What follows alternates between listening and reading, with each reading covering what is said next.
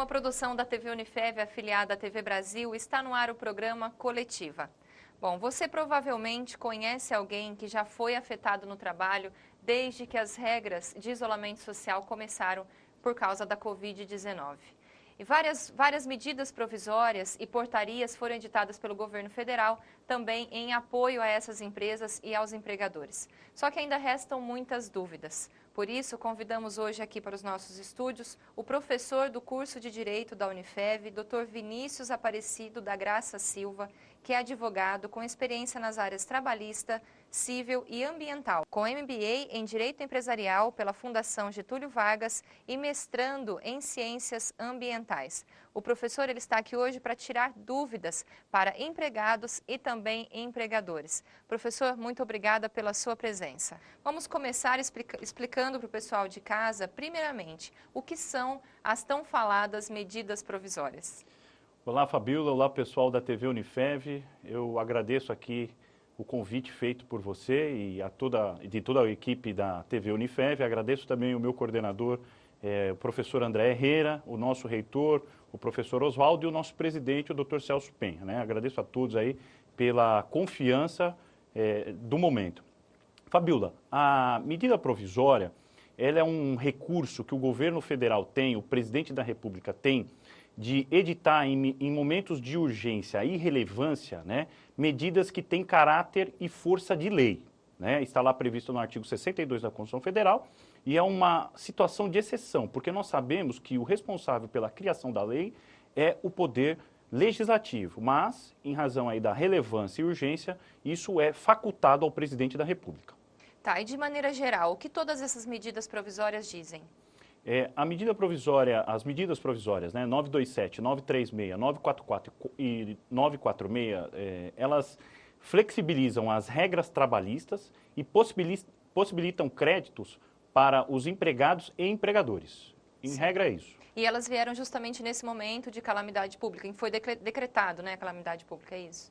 Perfeitamente. Em razão do estado de calamidade pública que o governo declarou, diversos atos tiveram que ser tomados por conta do distanciamento social, paralisação das atividades e o risco, né, que o coronavírus impõe a toda a população.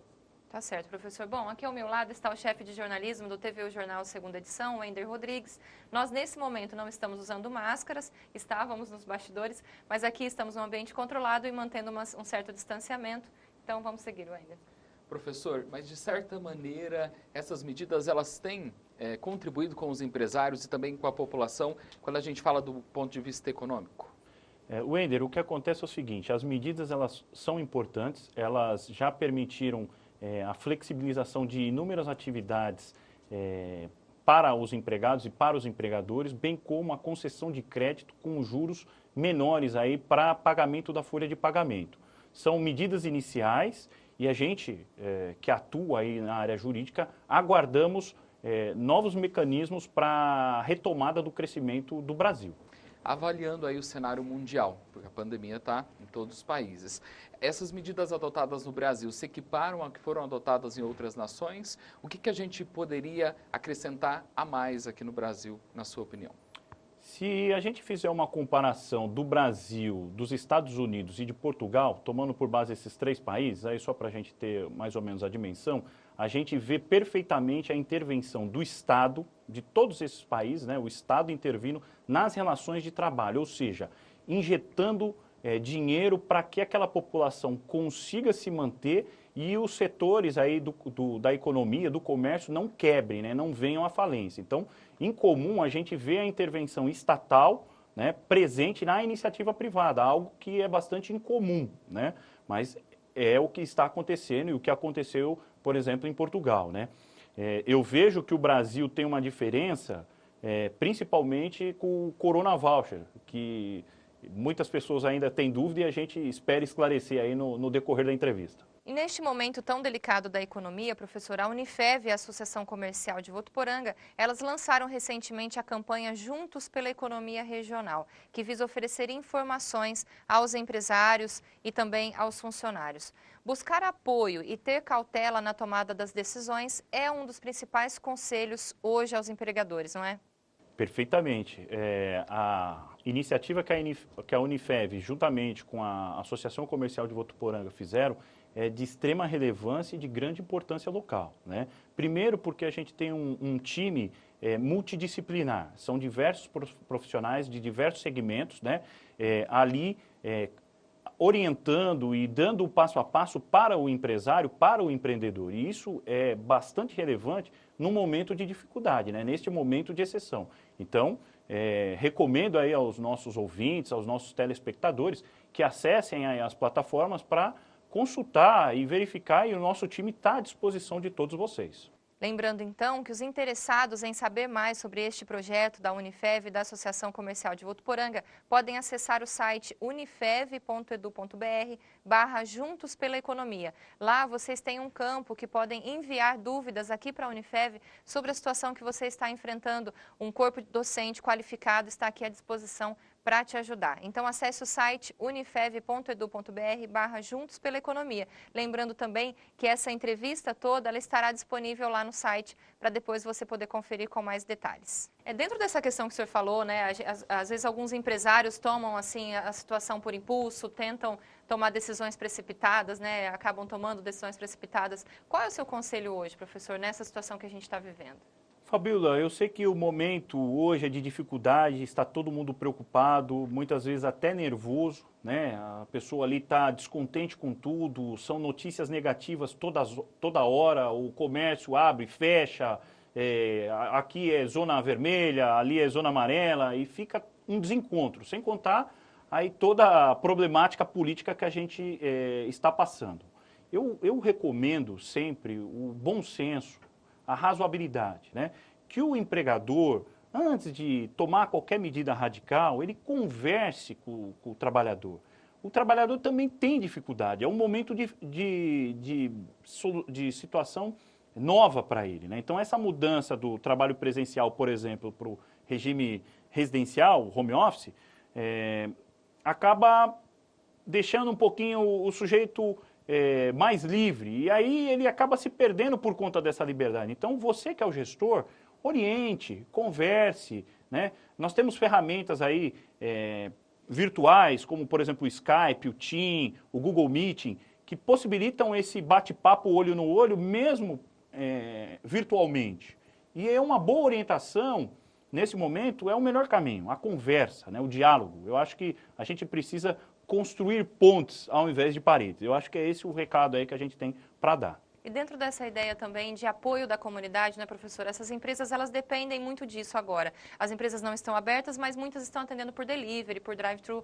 Então, uma das recomendações da campanha da Unifev é compre em lojas perto de você, né? Tá aí também essa missão da população em ajudar ao seu bairro, né, em ajudar os comerciantes que estão ali perto.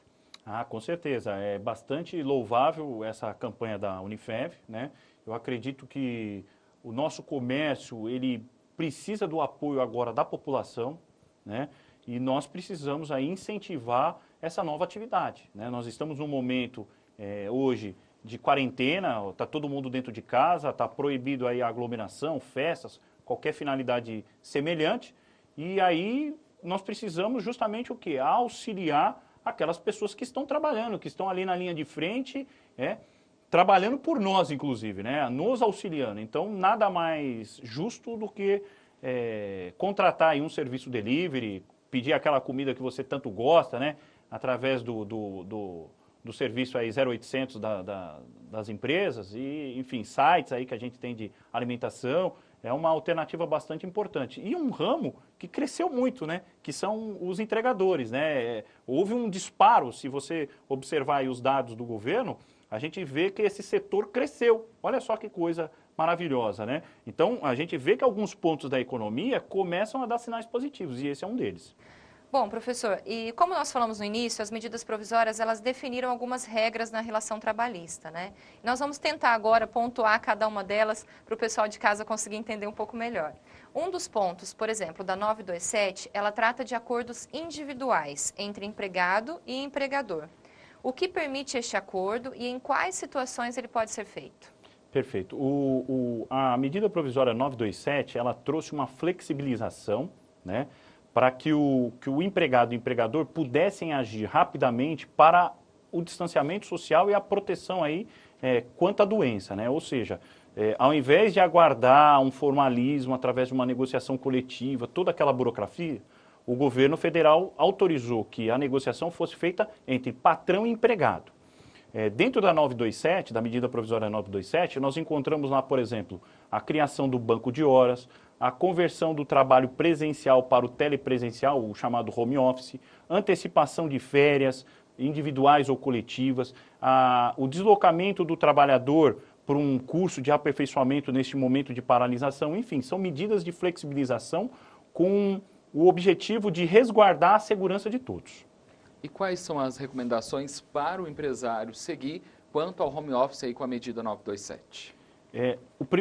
A primeira recomendação é que seja entabulado este acordo por escrito, inclusive é uma exigência da medida provisória, né? Que se faça qualquer ato e que se formalize este ato. Então, a partir do momento que a pessoa sai do trabalho presencial e vai para o trabalho telepresencial, o chamado home office, que seja ajustado àquilo que está acontecendo a mudança. Além disso, que todo o equipamento que a pessoa possui naquele local de trabalho, ela tenha disponível lá na sua residência, né? Então, se ela precisa de um computador, de uma impressora, de um toner, de papel, enfim, ela precisa daquilo, né? Além disso, o custo da internet, da energia, deve ser ajustado também, porque esse risco é do empregador. Então, é importante o empresário, o empreendedor, na hora que for fazer essa alteração, ele já ajuste isso com o empregado e deixe bastante transparente essa situação. O senhor falou em formalizar. Como seria essa formalização? Pode ser feita de maneira simples pelo próprio empregador ou ele precisa procurar um advogado, um sindicato? Não. Ele pode formalizar aquilo por escrito, de forma bastante simplificada, não há problema nenhum, dizendo que aquela pessoa, no dia tal, está saindo do regime presencial para o telepresencial, o home office, né? E que está sendo disponibilizado tal equipamento, isso e isso, e que haverá uma ajuda de custo para, por exemplo, cobrir aí a despesa de energia e de internet, né? E o aval do trabalhador nesse documento. Agora, se ele achar conveniente para maior segurança, que ele consulte um advogado, que aí, com certeza, o profissional vai passar a melhor recomendação para ele. Isso aí, com certeza. Professor, quanto aos benefícios e o vale alimentação, eles devem ser mantidos o pagamento para esse colaborador que está trabalhando em casa? Corretamente. A atividade, ela deixa de existir na sede da empresa, né? Mas a pessoa continua prestando o seu serviço regularmente. E aí, automaticamente, todos aqueles benefícios que ela possui, que é o seguro de vida, plano de saúde, vale alimentação, enfim, todo esse conjunto que compõe a remuneração dela continua resguardado, não há modificação nenhuma. Apenas uma ressalva seria o vale transporte, né? Como ela está na residência e não está se deslocando através do transporte público, o vale transporte, neste caso, deixa de ser quitado justamente pela ausência da movimentação do trabalhador. A questão do horário de trabalho deve entrar nesse acordo também? Como deve ser feito esse controle e a oficialização ali? Importante pergunta. O empregado que passa para o regime telepresencial, ele não tem direito às horas extras. Inclusive, o inciso 3º do artigo 62 da CLT deixa claro que aquele sujeito que está submetido ao regime de teletrabalho, chamado home office, ele não tem direito às horas extras. Por quê? Não há como o empregador fiscalizar essa atividade dentro da residência dele, né? Então, não há pagamento de horas extras nesse período, ok? Professor, essa questão do home office é um desafio para todo mundo, né? Muitos nunca tinham trabalhado dessa maneira, né? À distância, dentro de casa, convivendo com os filhos, convivendo com a família. Quais são as situações que a gente pode encontrar por aí? Porque é preciso ainda respeitar o ambiente de trabalho, né? Fabiola, a questão é nova, né? E tem gerado muita polêmica para nós que atuamos na área trabalhista e na orientação jurídica, né? Para você ter uma ideia, um cliente fez um contato com a gente que ele fez um ajuste com os trabalhadores e transferiu o pessoal do presencial para o regime de teletrabalho, é o chamado home office. E depois de algum tempo, o funcionário estava trabalhando de sunga e filmou e mandou pela internet lá através das mídias sociais, né?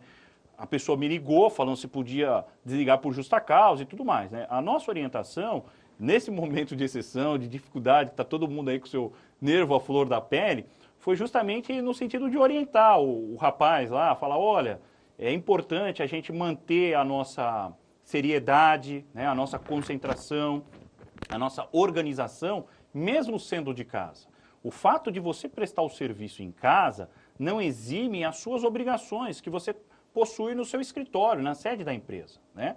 Então fica aqui a dica para você que está aí na sua casa, acompanhando aí a nossa coletiva, que execute dentro da melhor maneira possível a sua atividade, né? Evite trabalhar naquele local que possa te expor, possa colocar aí um risco, né? Você trabalhar ouvindo música muito alta, perto da bagunça que a molecada faz, que a gente sabe, quem tem criança sabe o que é isso. Nós precisamos nos concentrar, nós precisamos realizar as nossas atividades e entregar com qualidade o nosso serviço, para que o empregador, né, possa nos pagar no final do mês. Então isso é muito importante, né? Fica aqui a recomendação que o comportamento que você tem dentro do seu ambiente de trabalho, ele passe a ser idêntico no seu ambiente residencial.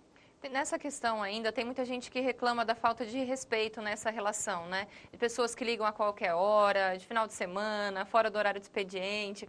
Como lidar com essa situação, professor? Também tem o outro lado da moeda, né? Alguns empreendedores, alguns empresários acabam passando um pouquinho aí a situação e até causando um mal-estar, né? Eu acredito que o empregado e o empregador devem estabelecer condições, né? Não é porque o empregado está em home office que ele vai receber uma ligação num horário tarde da noite ou num final de semana que em tese seria o período de descanso dele, né? Então é importante que o empresário, o empreendedor também tenha essa situação bem clara e bem tratada com o seu empregado, né? Para que a atividade aconteça de uma maneira normal, dentro da medida do possível, e observando aí o bom senso, as boas práticas que a gente tem no dia a dia, fora aí da situação que a gente está vivendo nesse momento. A gente volta daqui a pouquinho com mais coletiva sobre as regras trabalhistas durante a pandemia da Covid-19. Até daqui a pouco.